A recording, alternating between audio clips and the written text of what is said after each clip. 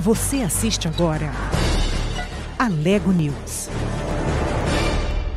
Política de prevenção da depressão pós-parto é aprovada em definitivo e vai à sanção do governo. E em primeira votação, o plenário aprova projeto que trata de proibir a substituição de queijo por produtos análogos. E ainda, confira a entrevista especial de hoje com a participação do deputado Alisson Lima. É agora, no Alego News.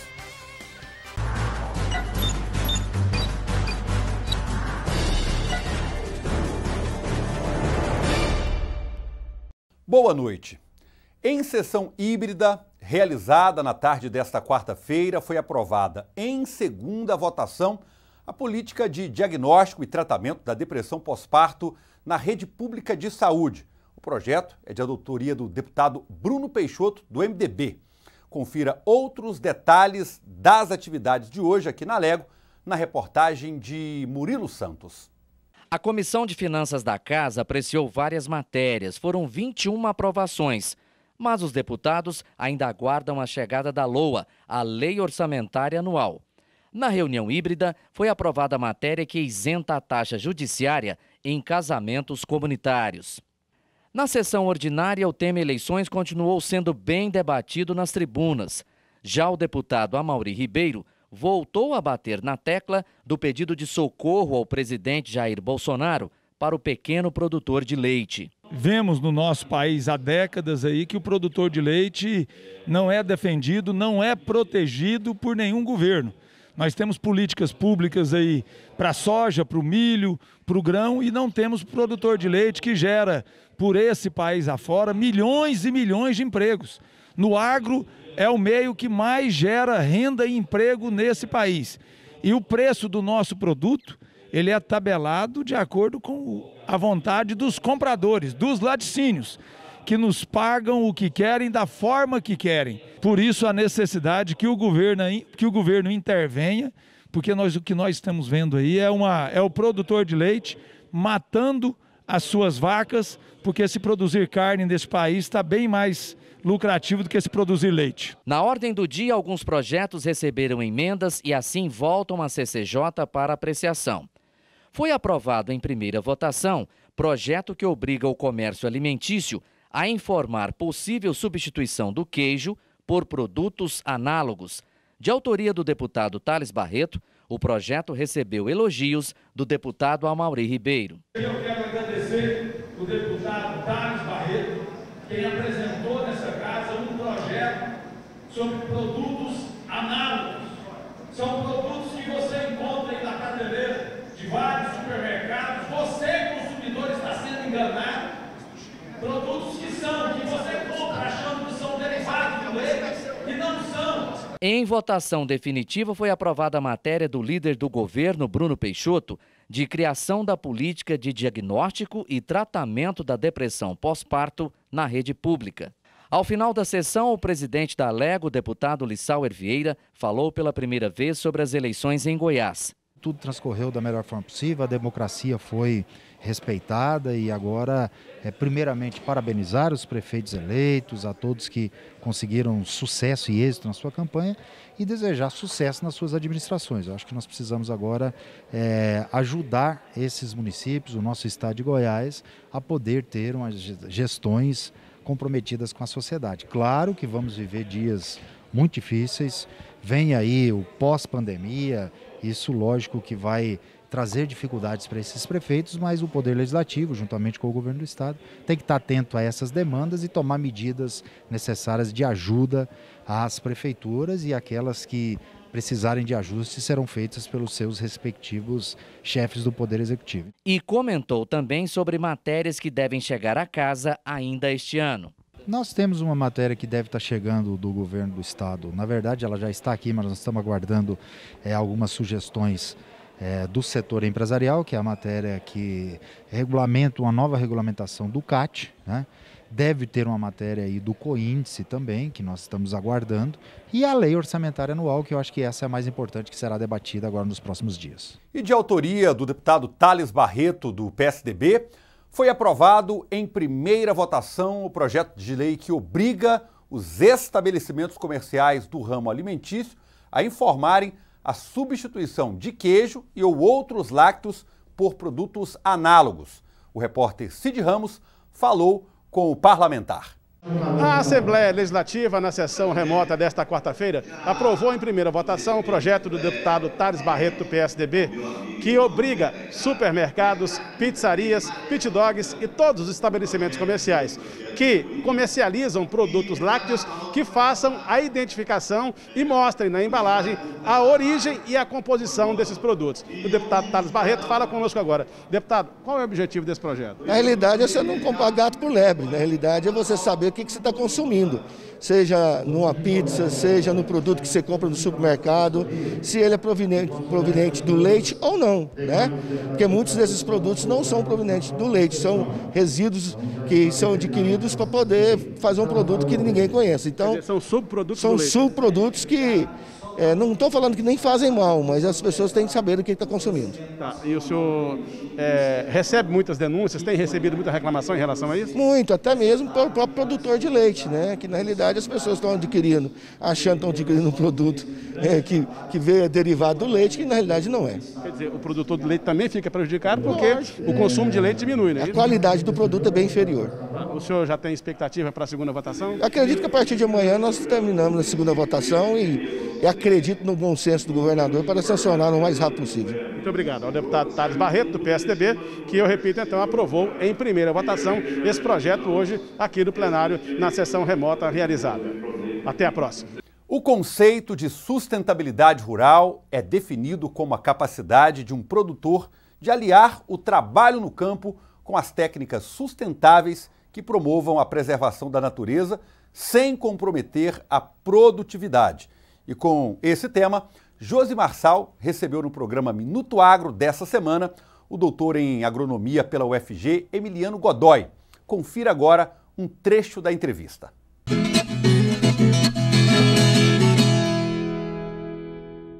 Nosso tema de hoje, sustentabilidade e inovação. Nosso entrevistado, professor Emiliano Godoy. Ele que tem doutorado em agronomia, é diretor de extensão da Universidade Federal de Goiás e também coordenador do programa e projeto UFG Sustentável. Professor, é um prazer tê-lo aqui conosco no programa Minuto Agro. O prazer é meu, me sinto muito honrado de estar aqui participando e agradeço o convite. Professor Emiliano, hoje a temática ambiental está inserida em todas as cadeias do nosso setor. No setor do agronegócio, a sustentabilidade tem trazido inovação, rentabilidade e um novo jeito de olhar e proteger o meio ambiente junto a essa camada da nossa população, produtores. E isso tem sido levado a grandes debates. Dentro da Universidade Federal, vocês criaram um projeto UFG Sustentável. Gostaria que você comentasse conosco um pouco sobre este projeto e quais são os eixos de atuação deste projeto e as camadas que vocês vêm, então, trabalhando dentro deste programa. Perfeito. Bom, a Universidade Federal de Goiás é uma grande cidade. A UFG tem em torno de 40 mil pessoas entre docentes, discentes e técnicos administrativos. Então, quando se faz até uma comparação entre outras cidades do estado de Goiás, a universidade é uma cidade que está à frente de muitas cidades de médio, de pequeno porte no estado de Goiás. E produz conhecimento. O papel da universidade é produzir conhecimento. E sendo uma universidade pública, é que se faça conhecimento público. E para isso é um grande laboratório de se desenvolver técnicas que possam em algum momento serem replicadas nas cidades. Então o programa UFG Sustentável ele tem como propósito de desenvolver técnicas de sustentabilidade que sejam testadas dentro da UFG e em segundo momento replicadas nos municípios. E com isso ela presta um serviço, uma devolutiva a tudo que é investido dentro da UFG. E ela se baseia em alguns eixos temáticos. Alguns eixos temáticos elas têm bastante destaque. O primeiro deles é sobre eficiência energética. Hoje a UFG tem 35% de toda a sua energia gerada em função de painéis fotovoltaicos. E a expectativa é desenvolver painéis fotovoltaicos de baixo custo e que a população possa, de certa forma, ter acesso a isso. O outro eixo é gestão de resíduo e gestão de águas. Um dos grandes problemas que a gente tem, em especial na região dos Cerrados, em que a gente tem o clima muito estabelecido de estação seca e chuva, a gestão de água é muito importante, em especial para a agricultura. E um dos eixos que se tem é a gestão racional da água ao longo do ano, o armazenamento da água durante a estação chuvosa para o aproveitamento dessa água durante a estação seca. E no caso da gestão de resíduos, em especial dos resíduos domésticos, o que se fazer com esses resíduos? A média de produção de resíduos por habitante é 1 quilo por dia. Então é uma quantidade muito grande e que há dentro do UFG Sustentável uma estratégia de se pensar como minimizar a geração desse resíduo e, quando o resíduo é gerado, o que fazer de forma menos impactante em termos ambientais. Então, essencialmente, o UFG Sustentável é um programa que se tem por objetivo básico desenvolver técnicas que em algum momento chegue à sociedade como um todo e que ela possa internalizar aquilo no dia a dia dela. Parabéns pelo seu projeto brilhante dentro da Federal e na condução deste projeto UFG Sustentável, que realmente Goiás seja referência para outros estados em questão de sustentabilidade e inovação.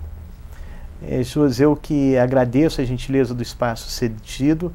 Eu me sinto muito privilegiado em ver o engrandecimento que a TV da Assembleia vem tendo.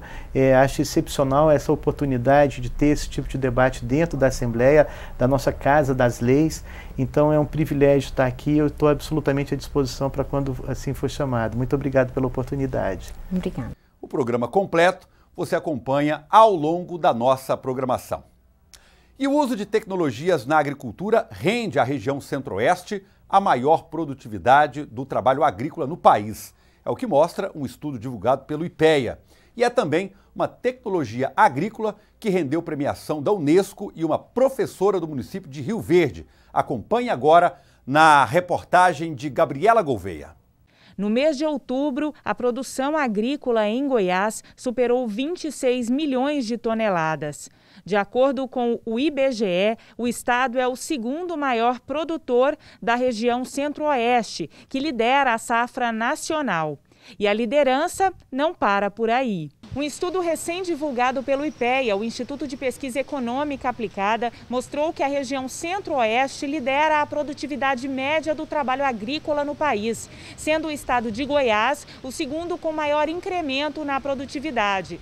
De acordo com o IPEA, esse aumento se deve a investimentos em inovações tecnológicas.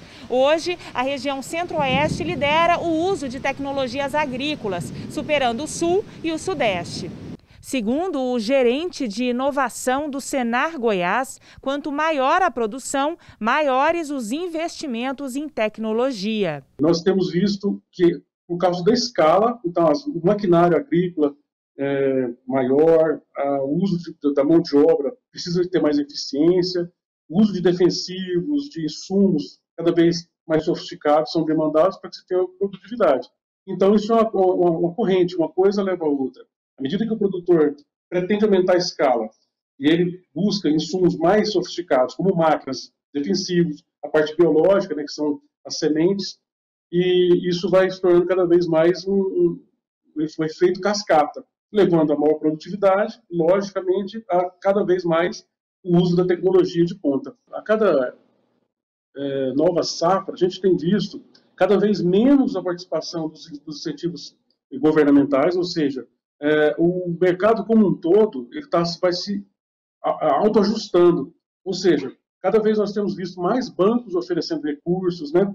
Porque a agricultura tem se tornado uma atividade cada vez mais atrativa, já teve uma época que ela foi mais sacrificada, mas hoje, principalmente nas últimas 4 safras, falando em agricultura, a gente tem percebido aí um incremento, né, de rentabilidade, e isso se deve também a questão de apoio governamental, de políticas públicas, mas eu diria que o fator prioritário pelo empreendedorismo do nosso produtor rural. Fernando falou ainda sobre a importância de adequar as tecnologias às reais necessidades do produtor. Existe muita pesquisa, muitas startups, muitas empresas de base tecnológica desenvolvendo alguns produtos, alguns serviços, enfim, que talvez espantados com a realidade do produtor. Então, se você busca a realidade de forma antecipada e disponibiliza para o meio que desenvolve as tecnologias, conseguem alinhar e adequar o mais rápido possível essas tecnologias, né? Atendendo de forma mais eficiente a real necessidade do produtor e com a validação direta dele, né? Vamos esperar dar errado para depois perder todo o tempo de pesquisa e desenvolvimento. Já vamos fazer alinhado com o produtor e ele validando imediatamente. E é exatamente a tecnologia aplicada à produção agrícola que rendeu à professora Fernanda Farnese o Prêmio para Mulheres na Ciência, da Unesco. Em sua pesquisa, ela encontrou uma forma de deixar a soja mais resistente à estiagem. E mesmo com a falta de chuva, a produção do grão aumentou 60%. O óxido nítrico é uma molécula gasosa que existe naturalmente dentro da célula vegetal e que está envolvido com a tolerância da planta a diversos estresses. A gente teve a ideia, então, de fornecer uma maior quantidade dessa molécula para a planta e analisar se, em maior quantidade e com as formas corretas de aplicação, ela conseguiria aumentar a tolerância da soja à seca. E a gente começou a ter resultados muito interessantes de maior crescimento, maior produtividade, mesmo após eventos de seca. Na safra passada, Goiás foi um dos estados mais afetados, porque ocorreram 2 eventos de seca, a gente chama de veranicos, ali durante a época de cultivo da soja. Isso diminuiu em 2 milhões de toneladas a produtividade da soja em comparação com a safra passada. É interessante a gente observar que tinha ocorrido um aumento na área de plantio, mas apesar desse aumento na área de plantio, teve uma diminuição na produtividade por causa da ocorrência dos 2 eventos de seca. O presidente da Assembleia repercutiu em suas redes sociais a premiação. Já o deputado Chico KGL comentou a liderança do Centro-Oeste na produtividade do trabalho agrícola. Isto é fruto de investimento, capacitação com o Senar e parcerias com as universidades. Temos muitas esperanças de que possamos avançar cada vez mais. E a seguir, projetos parlamentares do deputado Chico KGL e ainda a nossa entrevista especial de hoje com a participação aqui no estúdio do deputado Alisson Lima. Em instantes.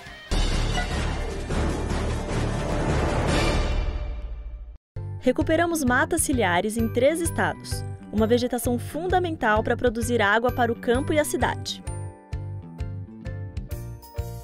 Implantamos cisternas em propriedades da agricultura familiar. Agora, as famílias não precisam buscar água do rio. Treinamos também os produtores em diferentes técnicas de restauração florestal. Além de cuidar de suas terras, agora eles podem oferecer esse trabalho em outras propriedades. Produtores rurais das bacias do Guariroba e Pipiripau acessaram o PSA, um mecanismo financeiro que incentiva a conservação de matas e nascentes. Com o aprendizado de novas técnicas de agrofloresta e coleta de sementes, mulheres e jovens encontram espaço para trabalhar no campo. Programa Água Brasil, uma parceria entre Banco do Brasil, WWF Brasil, Agência Nacional de Águas e Fundação Banco do Brasil. E aí, empregado e empregador? Você que não pode ficar em casa, se ligue nessas dicas, por favor. Higienize com desinfetante sua cadeira, mesa e computador. Distribua álcool em gel nos ambientes e lave as mãos com sabão que nem doutor. Mantenha a distância de 2 metros e evite aglomerações no elevador. Na hora de fazer uma reunião, use a videoconferência a seu favor. Se apresentar sintomas como febre, tosse e dificuldade para respirar, não vá ao trabalho e avise o seu superior. Ah, e jamais esqueça da máscara. Anotou? Coronavírus. O risco agora é estar em grupo. Por isso, se tiver que sair para trabalhar, cuide de você e do próximo.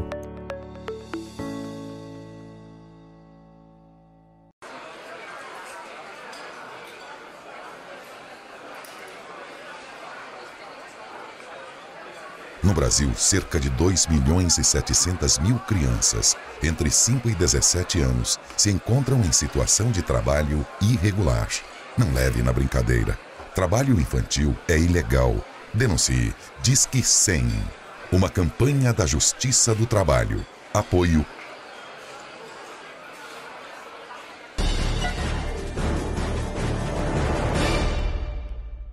Hoje recebendo o deputado Alisson Lima, a gente vai falar sobre alguns projetos do deputado. É um prazer recebê-lo aqui para a gente falar sobre o seu trabalho e sobre o trabalho do Legislativo. Olá, Tiago. Alegria toda minha poder mais uma vez estar aqui na TV Assembleia, na TV Alego, comunicando o trabalho parlamentar. A sociedade precisa acompanhar cada vez mais e ter noção do que o deputado está fazendo por aqui. Deputado, o senhor sempre teve uma bandeira muito forte no transporte coletivo e a gente vê que apesar de toda a luta, o transporte ainda continua tendo problemas seríssimos, há poucos dias, inclusive, uma ameaça de greve, né?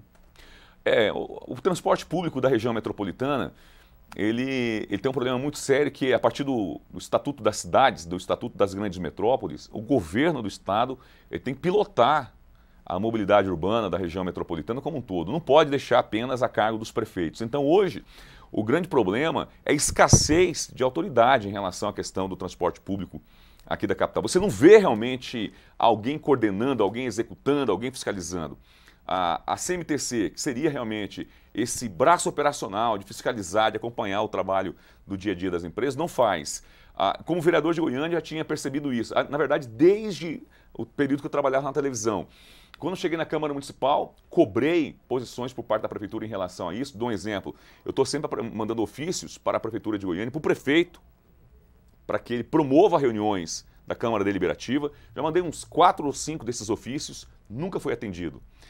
A Câmara Deliberativa do Transporte Coletivo virou um órgão folclórico que só se reúne para poder aumentar tarifa de ônibus, e eu sou membro lá da Câmara Deliberativa, e mesmo como membro eu não consigo provocar uma reunião.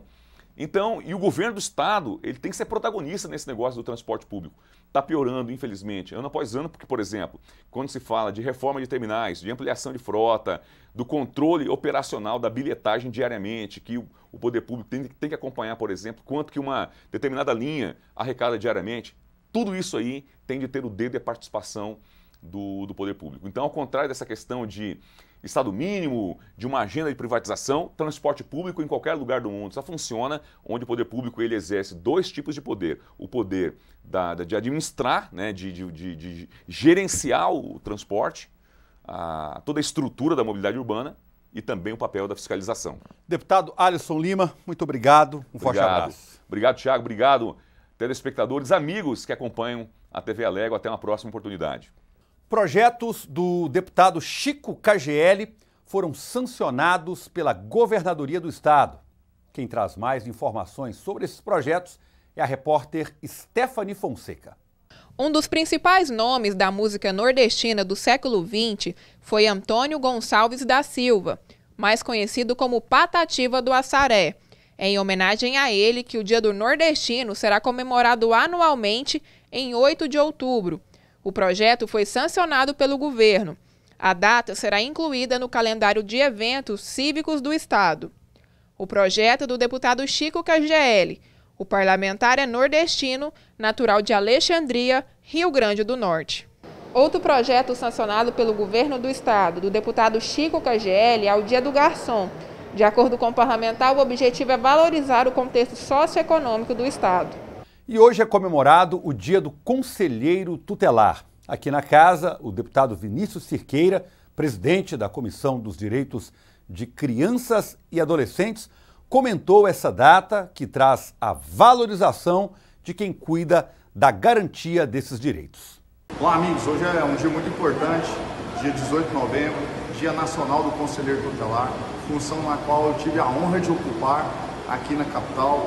Então eu quero desejar a todos vocês um feliz Dia do Conselheiro Tutelar, para que nós possamos cada dia mais fortalecer essa função tão nova, que é defender os direitos da criança e do adolescente em todo o estado de Goiás e no país. Então um forte abraço a todos vocês, conselheiros tutelares, pelo dia de vocês.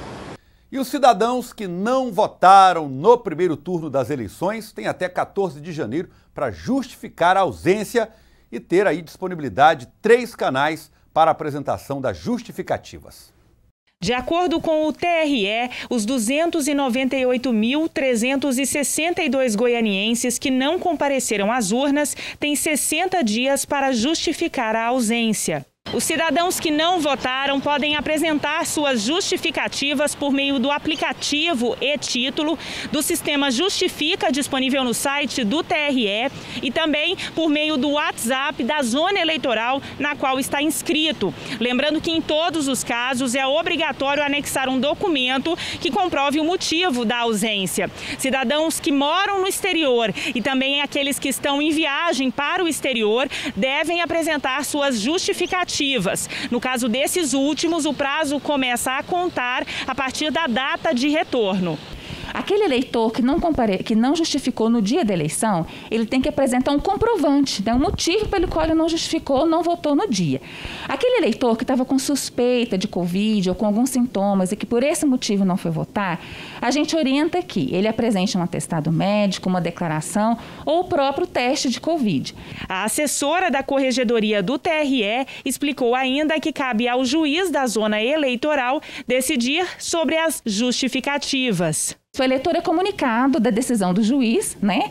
É pelo canal que ele apresentou a justificativa, aí ele terá que pagar uma multa, que é no valor de R$ 3,50 para o turno que ele deixou de comparecer. Se ele não tiver queixa com a Justiça Eleitoral, ele não pode participar de vários atos da vida dele, na vida civil. Por exemplo, ele não pode tirar a identidade, ele não pode pedir empréstimo em instituições públicas, não pode pedir o passaporte, coisa que a gente tem muita demanda nesse sentido, principalmente dos eleitores que moram no exterior. Então a gente pede para o eleitor não deixar de justificar sua ausência. A gente se despede dessa edição de hoje, desejo a você uma ótima noite e voltamos amanhã com mais uma edição do Alego News. Um forte abraço a todos, uma noite maravilhosa e até lá!